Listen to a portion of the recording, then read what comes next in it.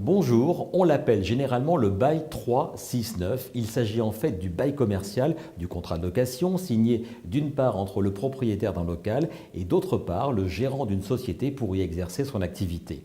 Un contrat avec de nombreuses spécificités, notamment sur la durée. Attention entre autres à ne pas laisser ce bail se prolonger au-delà de 9 ans, mais on va tout vous expliquer. Notre expert aujourd'hui s'appelle Stéphanie Baudot. Elle est avocate spécialisée en droit immobilier et donc en baux commerciaux. Maître, je me tourne vers vous. Première question, pourquoi un bail commercial est-il différent d'un bail signé entre particuliers ? Alors qu'il soit dans le commerce, l'industrie ou l'artisanat, le locataire d'un bail commercial dispose en effet de droits plus étendus.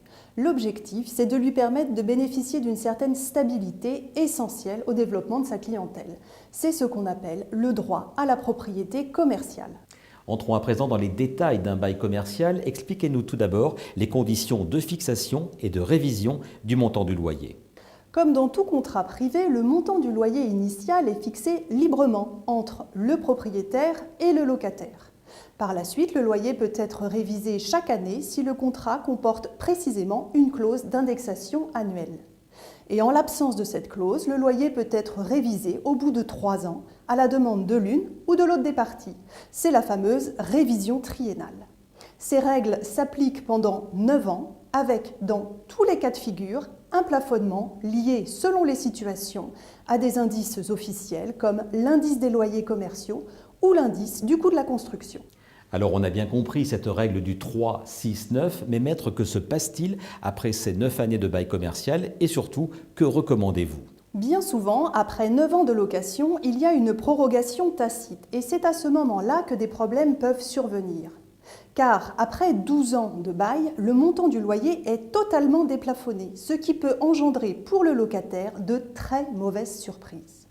Mon conseil est donc pour les locataires de bien avoir en tête et dans leur agenda cette date butoir de 9 ans. C'est à ce moment-là qu'ils doivent prendre l'initiative de demander le renouvellement, car les propriétaires, eux, ont tout intérêt à ne pas bouger. Concrètement, cette demande passe par un acte d'huissier qui s'appuie, pour être précise, sur l'alinéa 4 de l'article L145-10 du Code de commerce. À partir de là, le bail est renouvelé et surtout, le montant du loyer reste plafonné. On le dit souvent, mieux vaut prévenir que guérir. Alors maître, quel conseil donneriez-vous aux locataires ou futurs locataires d'un bail commercial ? Premier point, si possible, signez un bail stipulant cette durée statutaire de 9 ans. Et relisez bien le contrat, notamment les clauses qui écartent le plafonnement, mais aussi les clauses recettes. Des clauses, ça existe, qui fixent une partie du loyer en fonction d'un pourcentage du chiffre d'affaires réalisé par le locataire.